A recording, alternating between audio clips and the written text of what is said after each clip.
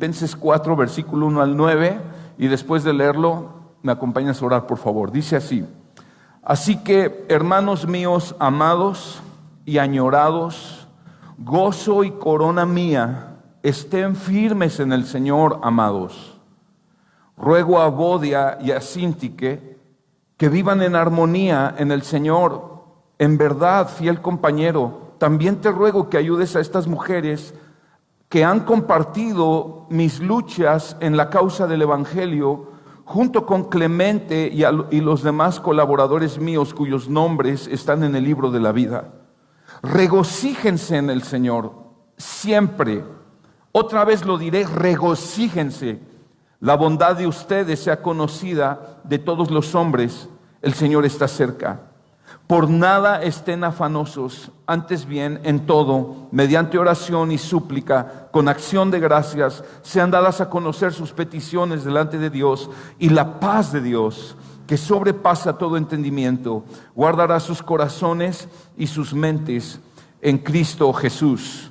Por lo demás, hermanos, todo lo que es verdadero, todo lo digno, todo lo justo, todo lo puro, todo lo amable, todo lo honorable, si hay alguna virtud o algo que merece elogio, en esto mediten. Lo que también han aprendido y recibido y oído y visto en mí, esto practiquen, y el Dios de paz estará con ustedes. Vamos a orar. Señor, es maravillosa tu palabra. Qué bendición, qué gozo poder leer que el deseo de tu corazón es traer paz a tu pueblo. Y Señor, qué gozo que hoy en este texto podemos aprender cómo mantenernos firmes en ti, pero también cómo poder encontrar esa paz y ese gozo en ti. Señor, háblanos por favor hoy. Yo te pido porque me ayudes a predicar con denuedo esta palabra.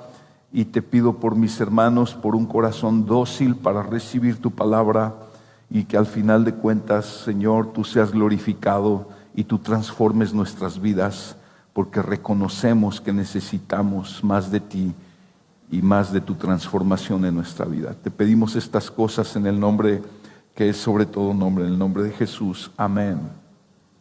Entre las principales causas de deserción espiritual, entre las principales causas por qué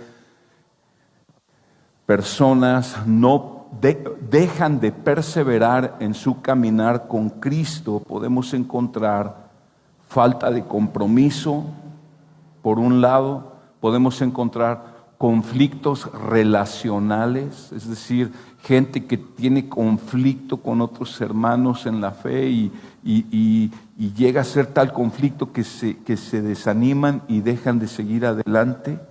Otra causa es el desánimo, la falta de esperanza, el desánimo espiritual, y otros son los afanes, las preocupaciones por la vida cotidiana. Gente que está tan afanada por las riquezas, por obtener más dinero, que entonces cambian las prioridades y se van tras los afanes de este mundo y se van preocupados por tratar de obtener lo que el mundo ofrece y dejan de perseverar. En este texto el apóstol Pablo instruye a la iglesia de Filipos acerca de cómo perseverar y vencer esos obstáculos que ahorita mencioné, esas causas de deserción espiritual, porque el propósito de Dios es que, y Pablo está convencido, en Filipenses 1:6 les dijo: estoy persuadido de esto, el que comenzó la buena obra en ustedes la perfeccionará hasta el día de Cristo. El deseo de Dios es que terminemos la carrera hasta el final, ¿verdad? Es interesante que estos consejos, estos mandatos que vamos a ver ahora, los está dando un hombre que está en la cárcel, está preso. Y además él sabe que tiene el riesgo de que lo ejecuten, que le quiten la vida ahí en la cárcel, que le declaren pena de muerte. Pero como hemos visto, o como más bien han visto a lo largo de esta carta, el apóstol Pablo fue un hombre cuya vida estaba totalmente centrada en Cristo y que su paz, su gozo, su esperanza y su perseverancia no dependían de las circunstancias, ni de una cárcel, ni de tener cadenas en sus miembros, sino que dependían total y enteramente de su relación con Cristo. Vamos a ver, como ustedes han visto, esta iglesia en Filipos estaban batallando, ya lo mencioné, con muchas cosas, y Pablo desde la cárcel exhortándoles a perseverar. Entonces vamos a aprender en este pasaje cómo nosotros los creyentes podemos perseverar en la vida cristiana, cómo podemos mantenernos en la vida cristiana, pero por otro lado, es bien interesante el pasaje, porque estos consejos también nos van a ayudar a descubrir cómo experimentar y mantener el gozo, la paz del Señor, la armonía con los hermanos. Es un pasaje bien rico. La verdad es que este pasaje a mí en varias etapas de mi vida me ha ayudado mucho. Entonces doy gracias a Dios que me tocó este pasaje. Vamos empezando. Dice allí, versículo 1, el llamado a perseverar firmes en el Señor. Dice así que, hermanos míos, amados y añorados, gozo y corona mía, estén firmes en el Señor, amados. Cuántas expresiones de amor, de cariño que Pablo expresa en un solo versículo, y de hecho lo ha venido expresando a lo largo de la carta. Ustedes ya se han dado cuenta que Pablo tenía un amor especial y un agradecimiento a Dios por esta iglesia que había estado contribuyendo con Pablo, le habían mandado ofrenda a Pablo, pero además Pablo da testimonio de que esta iglesia daba fruto, traía mucho fruto en Cristo, y Pablo hace evidente ese amor entrañable por ellos. Les llama amados, añorados, o sea, los añoraba, les dice gozo y corona mía. O sea, esta iglesia producía mucho gozo en el corazón de Pablo, y Pablo los veía como una recompensa para su ministerio aún en vida. Vemos cómo amorosamente Pablo en esta parte final de la carta entonces se dedica a pastorear amorosamente el corazón de la iglesia.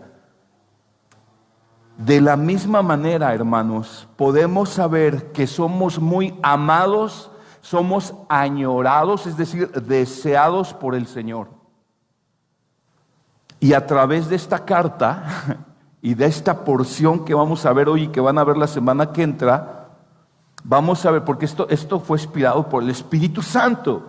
Vamos a ver cómo el Señor desea hoy pastorear nuestro corazón también.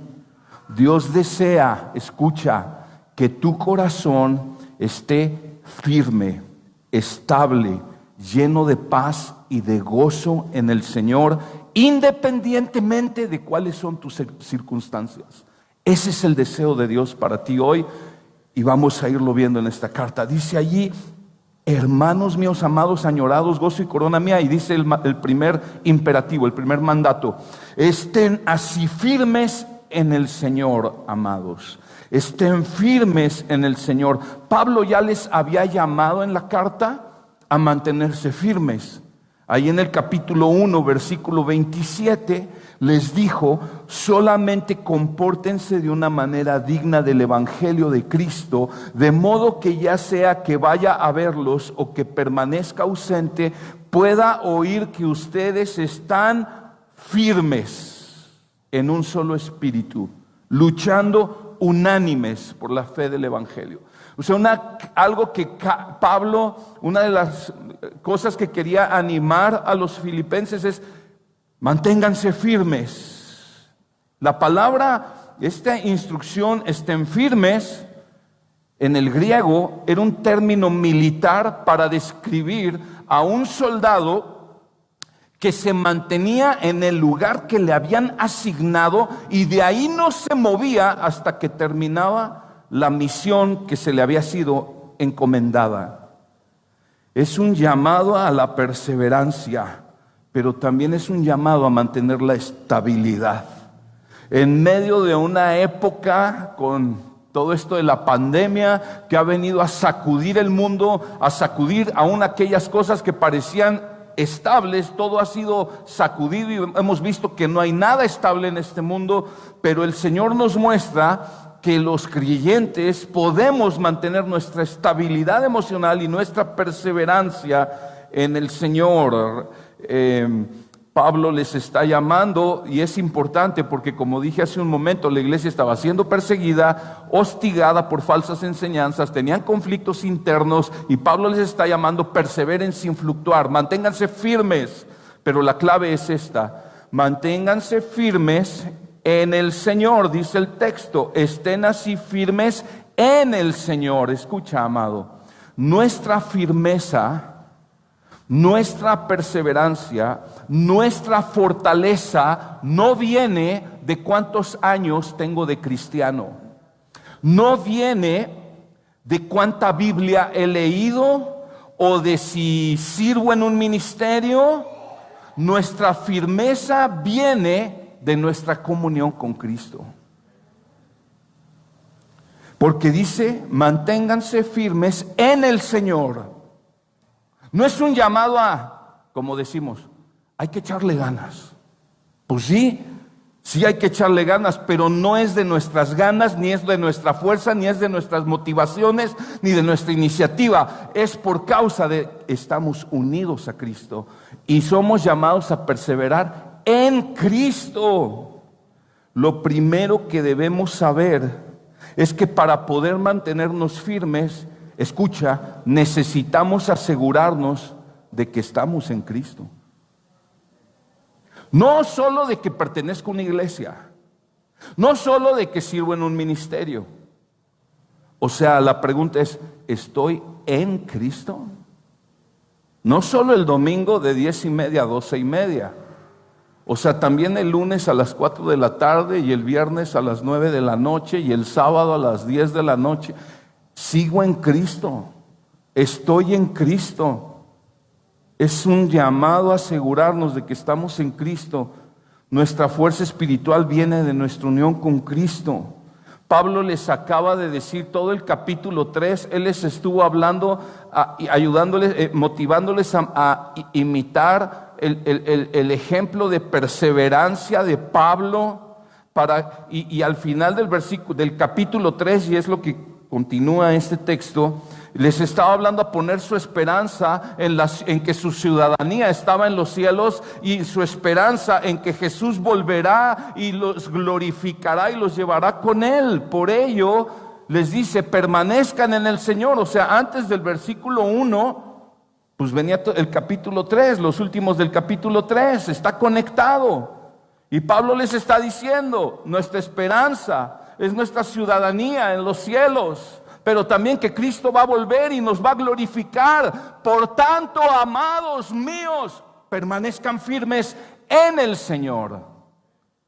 Es esa esperanza en que Cristo va a volver, esa esperanza en que nos va a recompensar, lo que nos ayuda a poder mantenernos firmes, perseverando en el Señor. Fíjate los imperativos de este pasaje. Versículo 4: ruego a Evodia y Síntique que vivan en armonía en el Señor. Versículo 4: regocíjense en el Señor. Versículo 7 está hablando de la paz de Dios que sobrepasa todo entendimiento, guardará sus corazones y sus mentes en Cristo Jesús. Es decir, la única razón por la que podemos perseverar y mantenernos firmes es por causa de que estamos en el Señor. Y somos llamados a perseverar en el Señor. Sí, a echarle ganas, pero en el Señor, en Cristo. Te pregunto, ¿estás unido a Cristo por la fe? ¿De dónde estás tomando la fuerza espiritual para perseverar? ¿Has hecho ya un firme compromiso de vivir para el Señor? Porque una persona que no ha hecho un firme compromiso de vivir para el Señor está fluctuando, está con un pie en Cristo, un pie en la iglesia, un pie en el mundo, está dudando, se está todavía enredando en asuntos del mundo que no le agradan a Dios y luego pretende seguir a Cristo y está como que dividido, está fluctuando. Y te digo algo, la condición emocional de una persona así es que no hay gozo y no hay paz pleno. Así como está él dudando, así sus emociones están inestables y no persevera. Las personas de doble ánimo son inestables emocionalmente. ¿Sí? Y entonces a continuación el apóstol Pablo da una serie de instrucciones, de mandamientos que yo creo que derivan del primer mandamiento. Estén firmes. Ok, Pablo, ¿cómo? Ok. Y les va a decir unos mandatos. Mantengan la armonía entre ustedes en el Señor. Gócense en el Señor, busquen la paz en el Señor. Y si ustedes hacen eso, se van a mantener firmes. Pero además, si hacen eso, van a descubrir y van a poder encontrar la vida más plena, gozosa y llena de paz que puede haber. Entonces vamos a ver la primera instrucción que da. Bueno, la segunda, la primera fue manténganse firmes, pero dice entonces, vivan en armonía unos con otros. Es el que sigue, es el siguiente punto. Vivan en armonía unos con otros. Dice ahí, ruego a Evodia y a Síntique que vivan en armonía en el Señor. Evodia y Síntique eran dos mujeres. Al leer esto podemos saber, eran dos mujeres ahí en la iglesia que eran cristianas y que habían colaborado con Pablo en el ministerio, porque el versículo que sigue dice, en verdad, fiel compañero, también te ruego que ayudes a estas mujeres que han compartido mis luchas en la causa del evangelio junto con Clemente y los demás colaboradores míos. O sea, estas mujeres eran auténticas siervas del Señor. Eran cristianas, al final dice, cuyos nombres están en el libro de la vida. O sea, Pablo había visto el testimonio. Estas mujeres son de a de veras. ¿Tú te acuerdas cómo fundó Pablo la iglesia de Filipos? En Hechos 16 nos habla de que estaba en Filipos y llega y una mujer, Lidia, le abre su casa y estaban varias mujeres ahí. Es posible que Evodia y Síntique es posible, no lo aseguramos, pero es posible que estaban en ese primer grupo de mujeres que fundaron la iglesia, con las que Pablo llegó y empezó a predicar. Y Lidia abrió su casa y ahí empezó la iglesia. Es posible que desde ahí. Lo que quiero decir es esto, y lo que el texto sí nos enseña es esto. Eran dos mujeres, siervas, influyentes en la iglesia, pero que estaban enemistadas y su conflicto estaba afectando a la iglesia. Imagina esto. O sea, esto es importante, hermanos. Conflictos entre hermanos es muy importante. Es algo que no debemos dejar pasar de largo. Pablo le está dando una seriedad. Imagina la seriedad que dio, que está Pablo en la cárcel escribiendo la carta, se acuerda de esto, lo escribe, manda la carta con Epafrodito, leen la carta. Imagina que está la iglesia y qué sentirían Evodia y Síntique de que Pablo dice, ruego a Evodia y a Síntique que vivan en armonía en el Señor. Wow, una exhortación. Era un asunto importante. Conflictos entre hermanos son asuntos importantes, no se deben dejar pasar por alto.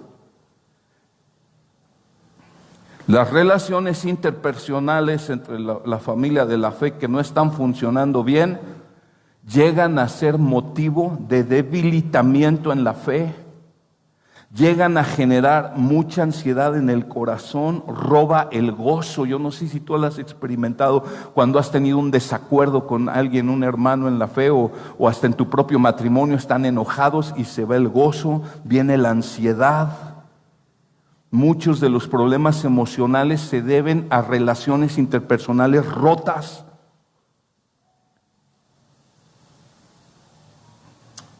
Roban el gozo, pero también afectan la vida de la iglesia, generan murmuración, generan divisiones, generan contiendas, etcétera. ¿Cómo se pueden resolver estos conflictos? Dice ahí, ruego a Evodia y a Síntique que vivan en armonía en el Señor. Reina Valera dice que sean de un mismo sentir. Vivan en armonía. Hermanos, ¿qué está diciendo el texto? Tenemos que aprender a vivir en armonía en el Señor. Dice, en el Señor. El problema es que a veces queremos arreglar nuestros conflictos como lo hace el mundo. Nomás buscando, rascándole a ver quién tuvo más culpa, si tú o yo.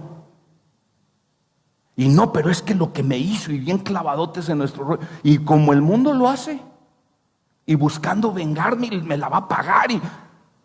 Pero aquí dice, en el Señor. La palabra armonía, froneo en el griego, quiere decir sean de una misma mente, sean de un mismo sentir. Les está llamando a tener una buena actitud la una con la otra. Pablo ya había hablado de esto desde el capítulo 1. Dice en el capítulo 1, versículo 27, fíjate lo importante de esto. En el 1:27, solamente compórtense de una manera digna del Evangelio de Cristo, de modo que ya sea que vaya a verlos o que permanezca ausente, pueda oír que ustedes están firmes en un mismo espíritu, unánimes, luchando por la fe del Evangelio. ¿Cómo dos personas que piensan diferente pueden llegar a pensar o a sentir de una misma manera? Pues acordándose que están en el Señor, que sus vidas no les pertenecen a sí mismas. O sea, Evodia y Síntique que tenían que caerles el 20. ¿Qué nos pasa? Mi vida no me pertenece a mí, le pertenece a Cristo. Yo estoy en el Señor. Por tanto, sería una necedad si cualquiera de las dos insistiera en lo que era suyo, en lo que yo quiero, porque ambas pertenecían al Señor, quien no vino a buscar lo suyo, Él no vino a agradarse a sí mismo.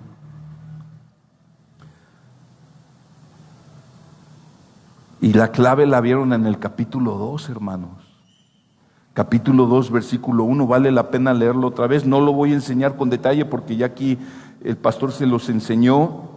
Pero dice, por tanto, si hay algún estímulo en Cristo, si hay algún consuelo de amor, si hay alguna comunión del Espíritu, si algún afecto y compasión, hagan completo mi gozo, siendo del mismo sentir, conservando el mismo amor, unidos en espíritu, dedicados a un mismo propósito. No hagan nada por egoísmo o por vanagloria, sino que con actitud humilde cada uno de ustedes considere al otro como más importante que a sí mismo, no buscando cada uno sus propios intereses, sino más bien los intereses de los demás.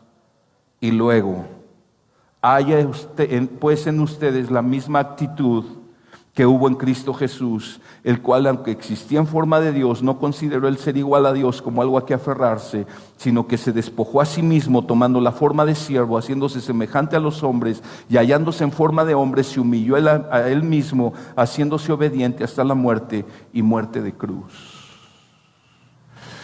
Yo te voy a dar un consejo: cuando tengas un conflicto con un hermano, lee este pasaje de Filipenses 2 y ora a Dios. Y ve con tu hermano.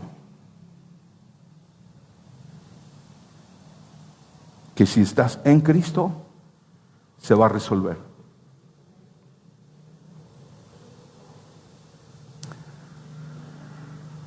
Porque entonces harás lo que hizo Cristo, que puso tus intereses primero que los suyos y fue a morir en la cruz en tu lugar. Porque dice que resolvamos, que vivamos en armonía en el Señor. Amén. Regresando a nuestro texto, que es el capítulo 4, en el versículo 3, escucha, los conflictos entre hermanos no son asuntos privados, son asuntos de iglesia. Lo voy a decir otra vez. Los conflictos entre hermanos no son asuntos privados, son asuntos de la iglesia. Mira el texto. En verdad, fiel compañero, y ahí Pablo se dirige a algún líder de la iglesia.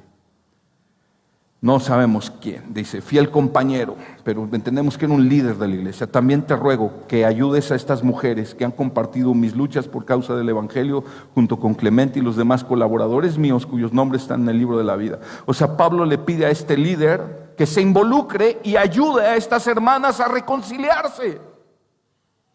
A veces es necesaria la intervención de hermanos maduros en la fe, para ayudar a pacificar estas discordias, sin que ese hermano se ponga a favor de uno o del otro, sino más bien a favor del Señor y se ponga al lado de la una y la otra, caminando esto junto con ellas, para que se resuelva el conflicto, puedan estar en paz, puedan estar en armonía. Así que, si un día te toca ayudar a un par de hermanos que están en conflicto, puedes leerles Filipenses 4:2, este texto de Evodia y Síntique, y animarlos a ponerse de acuerdo. Luego les pides a cada uno que lean Filipenses 2 del 1 al 11, el que acabo de leer.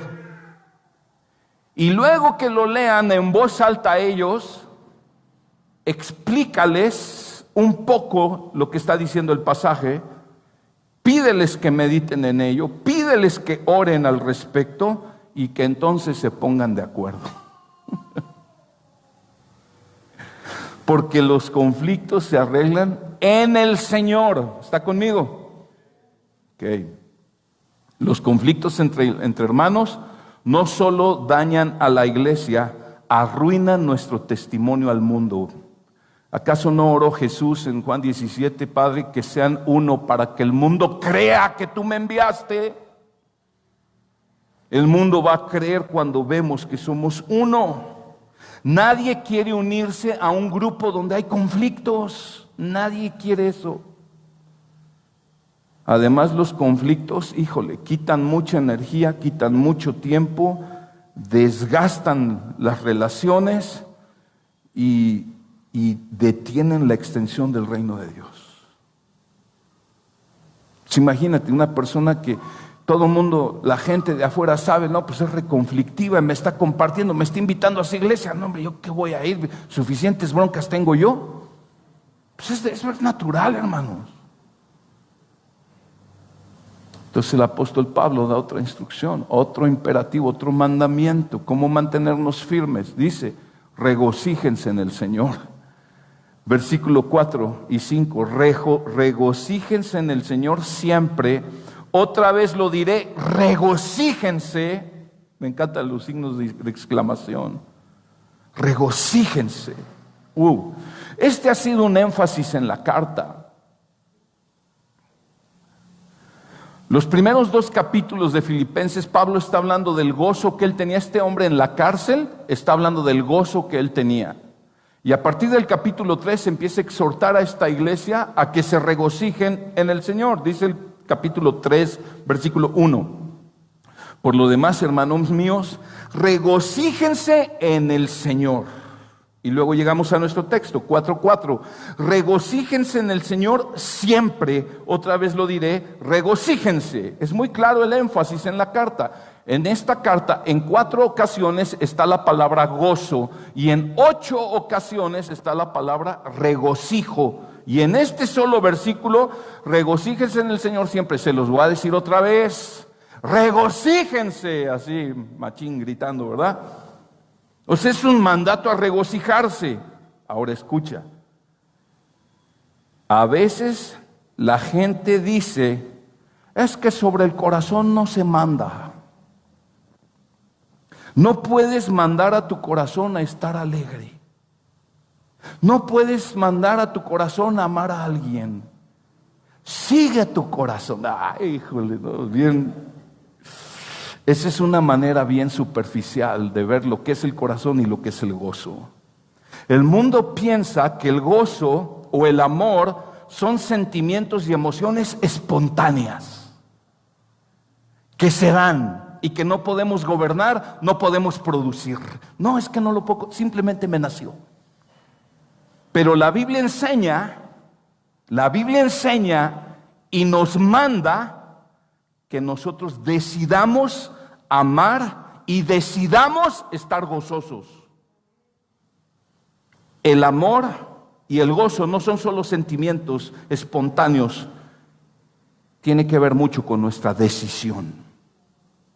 Yo decido amar a Cristo, así como decidí amar a mi esposa hace 25 años que nos casamos, nos conocimos y nos casamos. Y han pasado los años y la neta, esas emociones y esas mariposas que se sentían en el noviazgo y recién casados, la neta, muchas veces ya no se sienten. Las emociones bajan, es la verdad. Pero el amor no es solo eso, el amor es decisión. Dios puede decir algo, la amo más que hace 25 años. Un pastor me dijo, ¿sabes qué?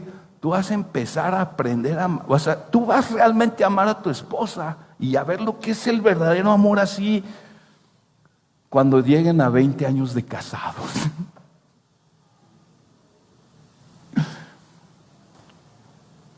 Porque son cosas que uno van madurando en uno, hermanos. Bueno,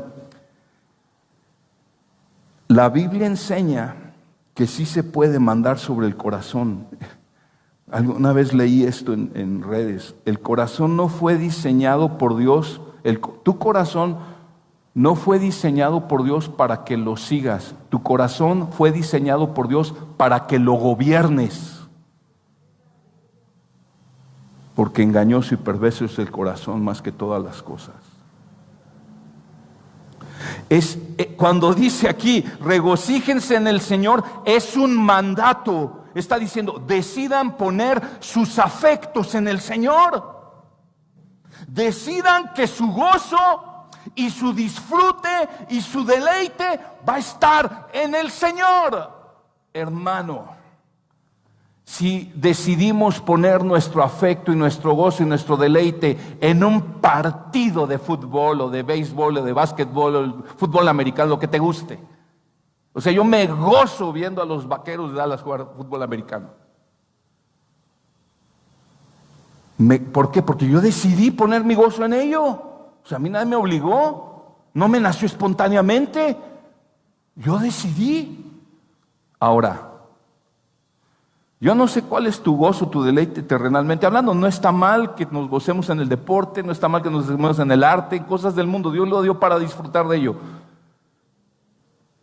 Piensa en algo que a ti te causa gozo o deleite. Tal vez, no sé, lo que sea.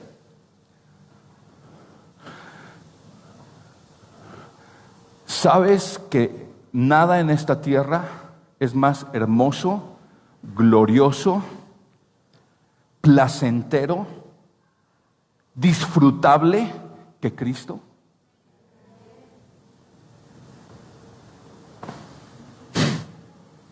Decide que tu gozo va a estar en Cristo.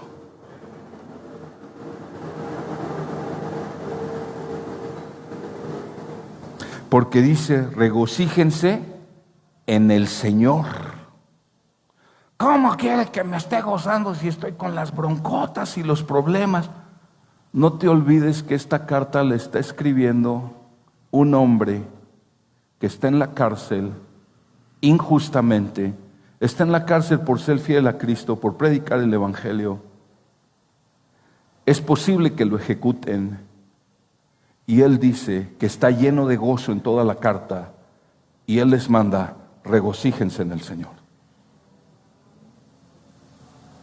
Porque cuando tú te enfocas en las circunstancias, no te estás gozando en el Señor. Hermano, nuestro gozo nace de la comunión con Cristo. El mundo puede estar patas para arriba. El mundo puede tambalearse, quebrarse. Nuestra comunión con Cristo va a ser estable porque Él es estable. Nada lo conmueve, nada lo derriba. A Él nadie lo derrota.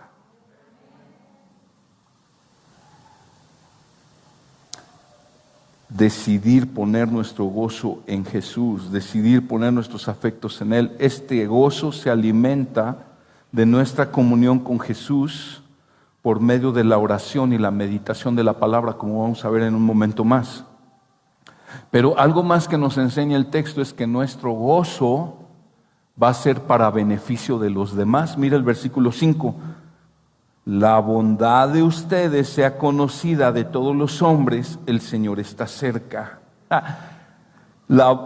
Dice, regocíjense en el Señor. Otra vez les digo, regocíjense, la bondad de ustedes sea conocida de todos los hombres. Es decir, las personas que tienen su gozo en el Señor son una gran bendición para todos los que les rodean. ¿Sabes por qué? Porque estas personas han sido liberadas de estar obsesionadas con ellas mismas. Y por eso son bendición para los demás, porque se vuelven bondadosas, se vuelven humildes. Una persona sin gozo no puede ser una persona bondadosa y tierna. Al contrario, es egoísta, contenciosa. El chisme, la queja, la murmuración, los pleitos nacen de un corazón que no tiene su gozo en Cristo, sino de un corazón que está gobernado por sus circunstancias. Dice Pablo, el Señor está cerca. Pablo les urge, les anima urgentemente a mantenerse firmes en el Señor, a mantener la armonía unos con otros en el Señor, a gozarse en el Señor porque el Señor está cerca. Y puede ser que se refiere a está cerca en cuanto a tiempo o está cerca en cuanto a espacio. En cuanto a tiempo, lo venía diciendo al final del capítulo 3, está cerca, cada vez más cerca la venida de Jesucristo. Él va a venir. Por cuanto Jesús no tarda, necesitamos ser diligentes en nuestra comunión con Él.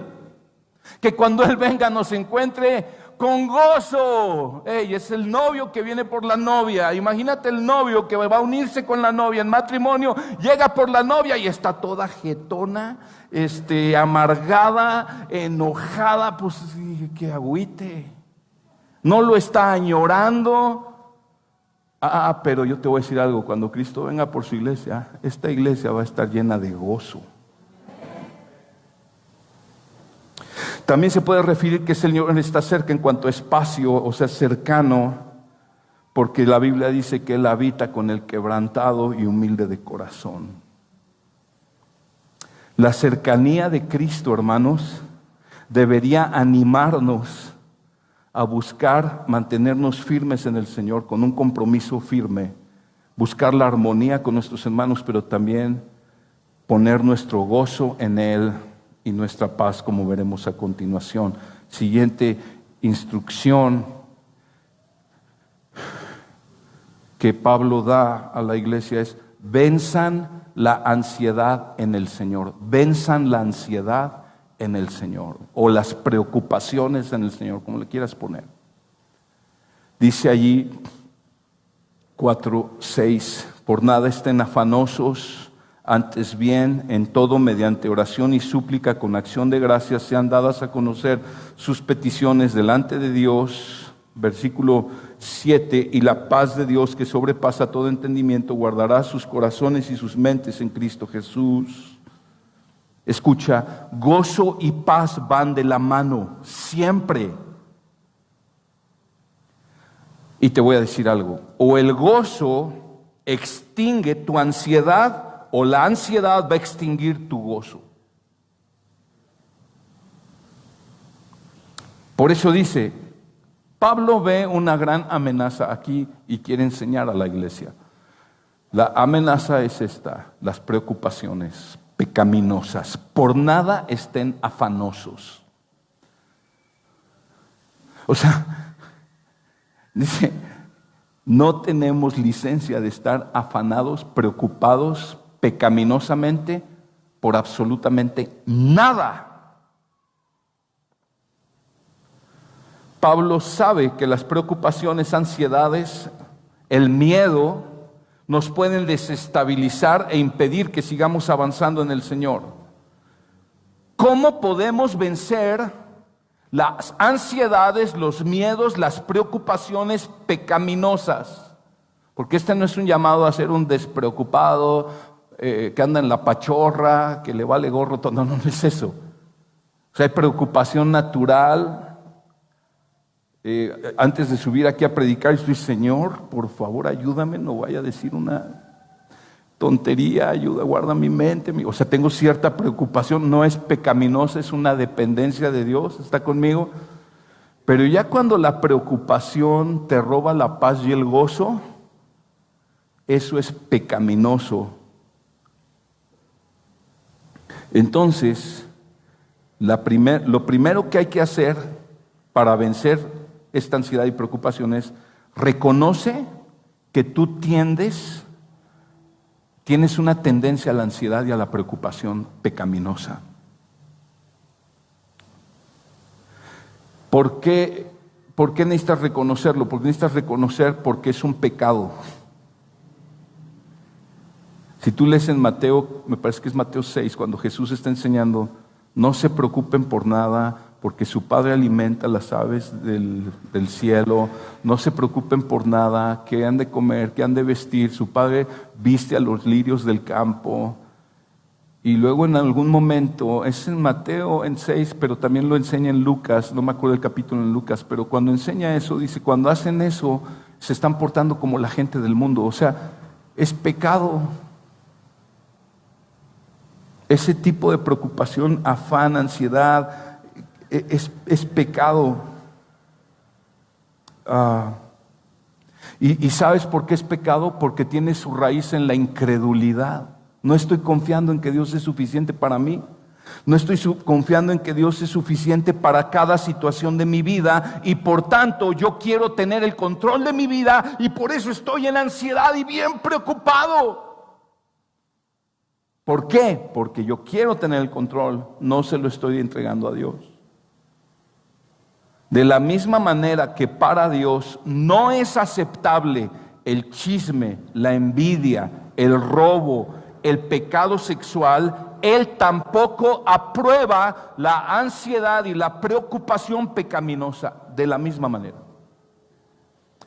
Entonces, ¿cómo podemos vencerlo? Número 1, reconoce que tienes eso. Número 2, en oración, en oración. Versículo 6, por nada estén afanosos, antes bien, fíjate cómo dice, en todo, o sea, dice, no se preocupen por nada, oren por todo, es lo que está diciendo. En todo, mediante oración y súplica, con acciones de gracia sean dadas a conocer sus peticiones delante de Dios. 4 palabras que describen la vida de oración. No son 4 tipos de oración. 4 palabras usa aquí que describen la vida de oración que vence las ansiedades. Usa la palabra oración, súplicas, peticiones y acciones de gracias. Lutero decía en tono de broma, ora por todo y deja que Dios se preocupe. D.A. Carson dice, no he conocido a una persona preocupada, no he conocido a una persona preocupona que tenga una buena vida de oración.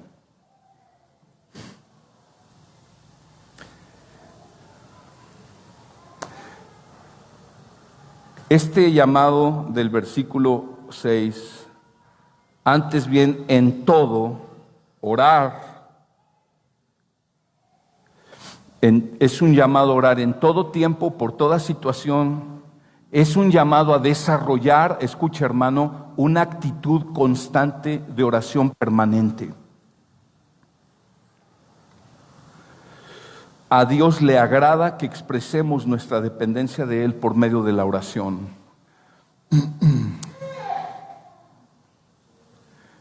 Él es un buen padre que quiere dar buenas cosas a los que se las piden. Pero él se deleita cuando le pedimos. Hay gente que, he platicado con gente que quiere dar apariencias de muy espiritual y dice, no pastor, yo ya no le pido nada a Dios, yo nada más le doy gracias. Y le digo, pues estás haciendo mal. ¿Por qué? Pues porque Él nos dice que le pidamos. Y Él es un buen padre y todo buen padre le encanta que sus hijos le pidan, bueno, luego sí se mancha, pero normalmente, o sea, se siente suave porque dices, pues soy su proveedor. Están mostrando una dependencia de mí, sobre todo cuando están chiquitos. Si tu hijo tiene 30 años y te pide, no le des nada, o sea. Pero si está chiquito y te pide, pues es una manera de expresar que dependen de ti. Y en cierta manera sí es, pero llega un momento que deben de dejar de depender, ¿eh? O sea, tampoco se pasen. Pero Pablo, estas 4 palabras que usa aquí, resumen la vida de oración básicamente en 2 cosas. Súplica, que quiere decir buscar ayuda, pedir ayuda. ¿Cuántas veces no nos hemos visto en problemas y vamos a pedir ayuda, pero a otros lados menos al Señor? Ya estoy pensando dónde voy a pedir otro préstamo. Ya estoy pensando dónde voy a pedir que venga mi socorro. En el Señor. Y se resumen súplica y acciones de gracias. Acciones de gracias. Orar con acciones de gracias. ¿Qué quiere decir esto? Es orar estando contentos y agradecidos con cualquiera que sea la respuesta de Dios. Porque podemos confiar en que Dios es bueno y es más sabio que nosotros.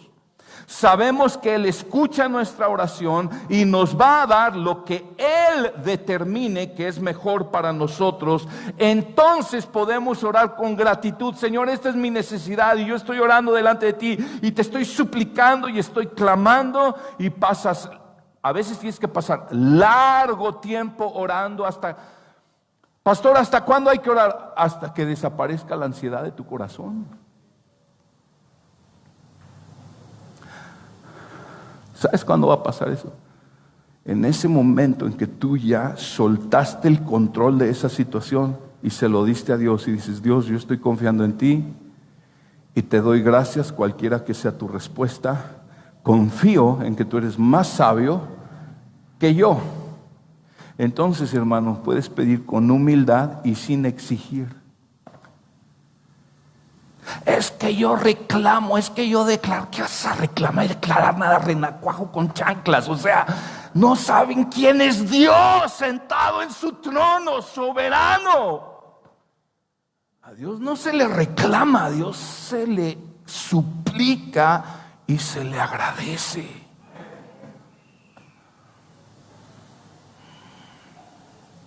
¿Y cuál es el resultado de ese tipo, de esa vida de oración, hermano? Porque no es nada más de ir a orar cuando están las broncas, es desarrollar una actitud y un estilo de vida de oración.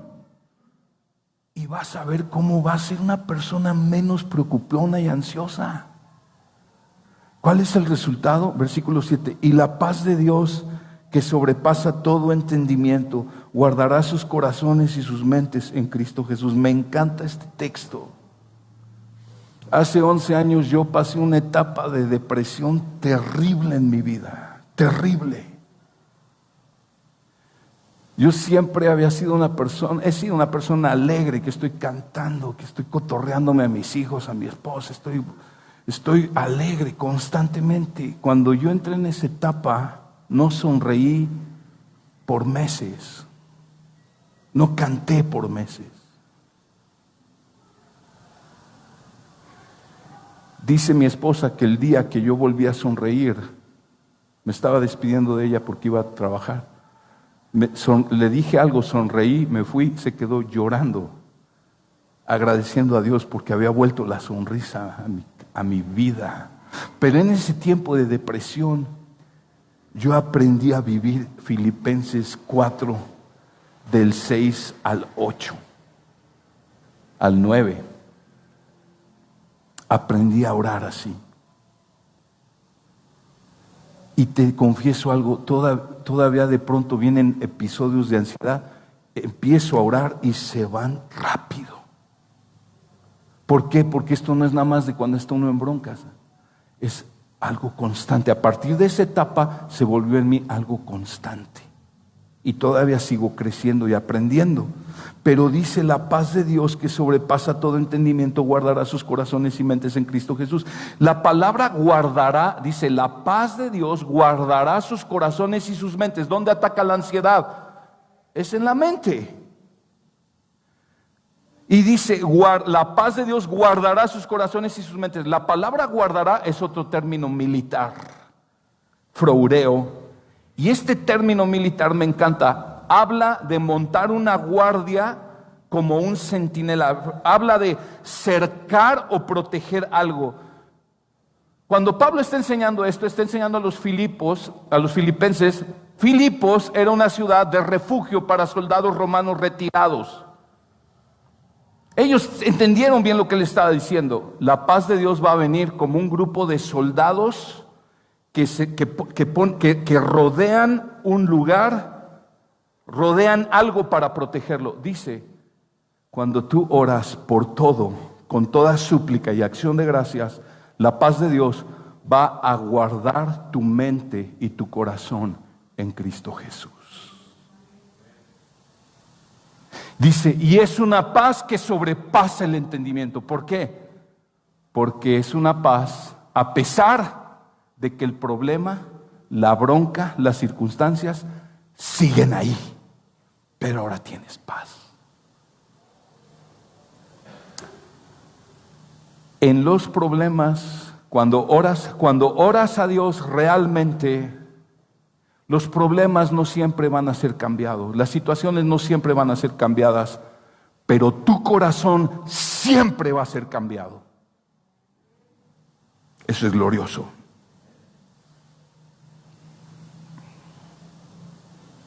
No olvidemos, esto me encanta, no olvidemos que quien escribe esto está en la cárcel en Roma. Escucha, la persona más feliz y más llena de paz en la ciudad de Roma estaba en la cárcel. Y esto era así, porque esa persona, que es el apóstol Pablo, estaba descansando y llevando todas sus cargas a Cristo Jesús mediante la oración. Yo creo que el pueblo de Dios debe ser el pueblo más lleno de gozo y de paz en la tierra. Y además nos dice cómo vencer la ansiedad y la preocupación mediante lo que meditas en tu corazón. Versículo 8. Por lo demás, hermanos, todo lo que es verdadero, todo lo digno, todo lo justo, todo lo puro, todo lo amable, todo lo honorable, si hay alguna virtud o algo que merece elogio, en eso mediten. Porque te voy a decir algo, la oración, si no va acompañada de la meditación en la palabra de Dios, no va a librarte mucho de ansiedad. Podemos orar mucho, hay gente que ora mucho, pero no lee nada la Biblia, no medita en ella. Entonces van a seguir con ansiedades. ¿Por qué crees que está junto esto? Es más, tú para orar de una manera eficaz, de una manera de acuerdo a la voluntad de Dios, pues necesitas orar conforme a la palabra de Dios. Pero ¿cómo vas a orar conforme a la palabra de Dios si no la lees, si no la meditas?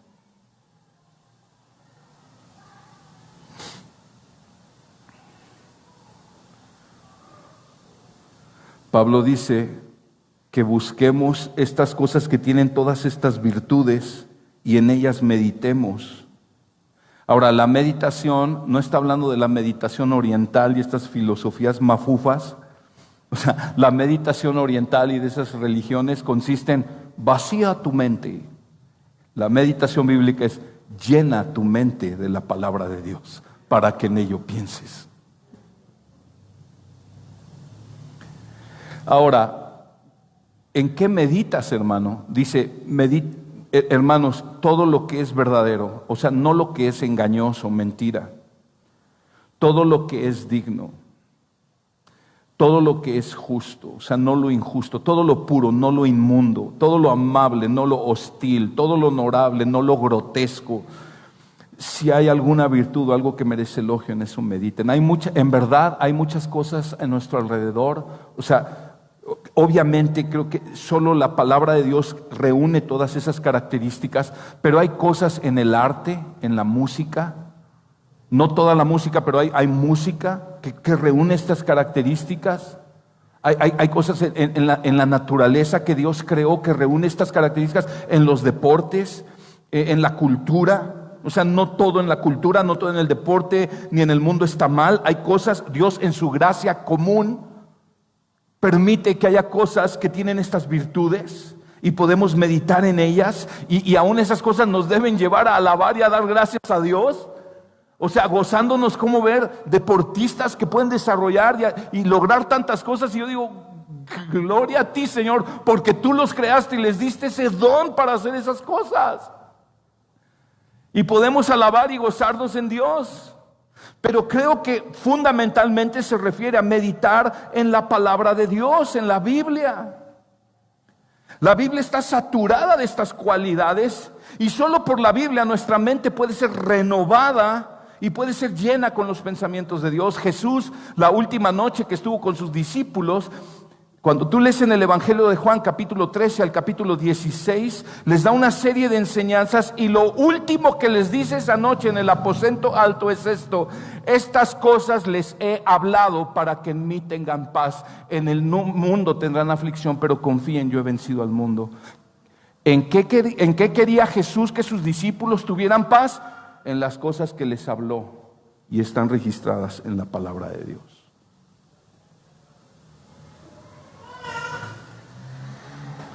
Y por último, podemos perseverar, pero también a la vez encontrar el gozo y la paz viviendo el Evangelio. Lo que también, versículo 9, lo que también han aprendido y recibido y oído y visto en mí, eso practiquen y el Dios de paz estará con ustedes. A ver, Pablo les está llamando a imitar su ejemplo. Pablo ya se los había dicho en Filipenses 3:17, imiten mi ejemplo, sean imitadores míos. Pero dice, lo que han aprendido y recibido y oído y visto en mí. ¿Qué les enseñaba Pablo? O sea, ¿qué habían aprendido, recibido, oído y visto de Pablo?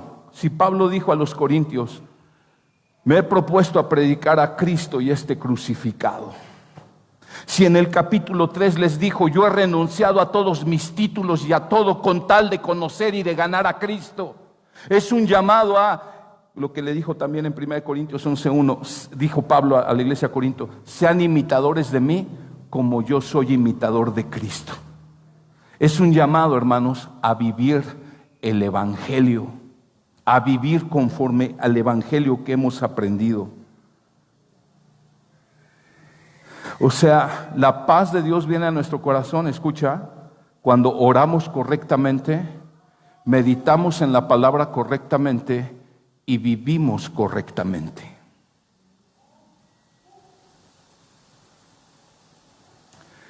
Quiero terminar con esto. La meditación de la palabra de Dios nos lleva a poder obedecer la palabra de Dios. Si tú no pasas tiempo, hermano, o meditando, leyendo la palabra, aparte de ansiedades y preocupaciones, vas a tener, tenemos mucha lucha con obedecer a Dios porque no estamos en su palabra. ¿Te acuerdas lo que le dijo el Señor a Josué en Josué 1:8? Este libro de la ley no se apartará de tu boca, sino que meditarás en él día y noche para que cuides de hacer todo lo que en él está escrito, porque entonces harás prosperar tu camino y todo te saldrá bien, en todo tendrás éxito. ¿Cuál es el proceso? Josué, medita en él de día y de noche, cuida obedecerlo y vas a prosperar en lo que hagas. Pero primero medita, porque si no meditas, no vas a poder obedecer. ¿Está conmigo? La Biblia es bien sencilla, hermanos. Nosotros nos la complicamos. La Biblia nos enseña, uno va al psicólogo, va al psiquiatra, le paga una lanota para que te acaben dando pastillas para calmar la depresión. Yo pasé por ahí. Cuando el Señor nos da todo por gracia. El Señor y su palabra llegan a donde ningún psicólogo llegará jamás. Al fondo del corazón. Mira, me encanta el texto. Todo comienza, hermano, asegurándote que estás unido a Cristo por la fe. Luego asegúrate que estás en paz con tus hermanos. Mantén tu gozo en Jesús, ten una vida de oración, medita la palabra de Dios, practica la palabra de Dios, y entonces dice: el Dios de paz estará con ustedes, Él llenará tu corazón. El Dios de paz, el príncipe de paz, Jesús, llenará tu corazón, y no habrá nada que te robe la paz. Ni siquiera estar en una cárcel en Roma le podía robar la paz a Pablo. Si tú estás hoy visitando la iglesia y no has entregado tu vida a Cristo, yo te quiero preguntar: ¿cómo está tu alma el día de hoy? ¿Has considerado que probablemente la falta de gozo, esperanza y paz en tu vida se debe a la ausencia del Señor en tu vida? ¿Has considerado que la presencia de conflictos, ansiedades, temores, inestabilidad en tu vida se debe a que Dios no está en tu vida? Pero hoy hay buenas noticias. Cristo murió por ti en la cruz del Calvario. Dice la Biblia que el castigo de tu paz fue sobre Él. Y tú hoy puedes tener lo más valioso que un hombre o una mujer puede tener: es estar en paz con Dios. Si tú tan solo vienes a Cristo y crees en Él. Te dije hace un rato, casi al principio, asegúrate que estás en Cristo. ¿Estás en Cristo? Porque si estás como que con un pie aquí y otro allá, lo más probable es que no estás en Él. Yo te animo, te ruego hoy: ven a Cristo. Comprométete con Él, porque Él se comprometió contigo al morir por tus pecados. Él no defrauda, Él no abandona, Él no falla a nadie. Él nunca ha defraudado a nadie. En el cielo no va a haber nadie que diga: híjole, me esperaba algo mejor. Para nada. Ahí será el lugar de gozo permanente, paz permanente, indestructible, donde los hermanos viviremos en perfecta armonía, donde no habrá más desánimo ni pecado. Pero para llegar ahí necesitas confiar ahora mismo en Cristo Jesús. Y amados hermanos cristianos, la paz del Señor viene a nuestra vida cuando estamos unidos a Cristo en un firme propósito, cuando estamos en armonía unos con otros, cuando decidimos poner nuestro gozo en el Señor, cuando oramos de manera correcta, pensamos de manera correcta en la palabra, vivimos de manera correcta. Así es como podemos mantenernos firmes hasta el final, y así es como podemos vencer sobre ansiedades y preocupaciones. Amén. Vamos a orar. Vamos a orar. Inclina tu rostro, por favor.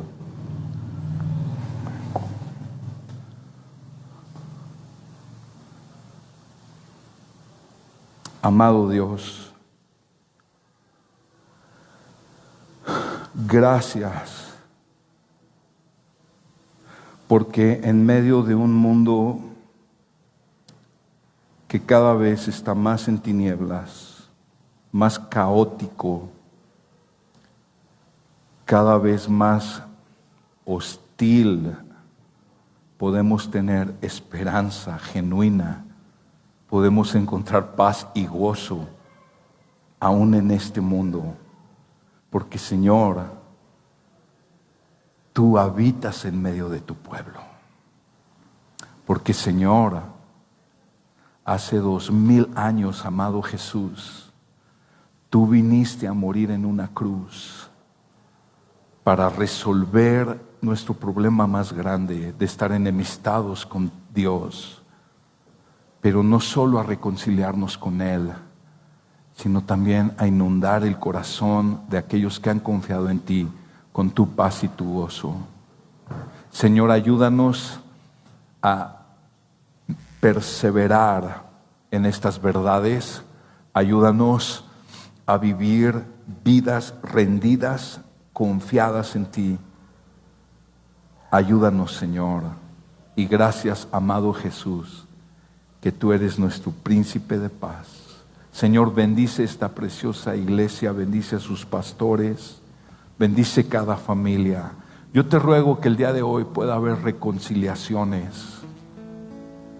Lo primero, Señor, es que personas que se reconcilian contigo por medio de Cristo. Lo segundo, matrimonios, relaciones de padres e hijos que estaban rotas, pueda haber reconciliación, pueda haber armonía en el Señor. Señor, que llenes de gozo y de paz el corazón de esta iglesia. Señor, que en Uriangato y Moroleón sepan que aquí hay una comunidad de hermanos que se aman entrañablemente y que siempre hay gozo y paz en el corazón, porque esas cosas no se pueden esconder y esas cosas son tan atractivas para un mundo que vive en depresión y en tristeza y en desesperanza y en angustia. Oh Señor, gracias por la luz que esta iglesia es y va a ser más aún para esta tierra, porque es la luz de Jesús. Te damos gracias en tu precioso nombre, Jesús. Amén.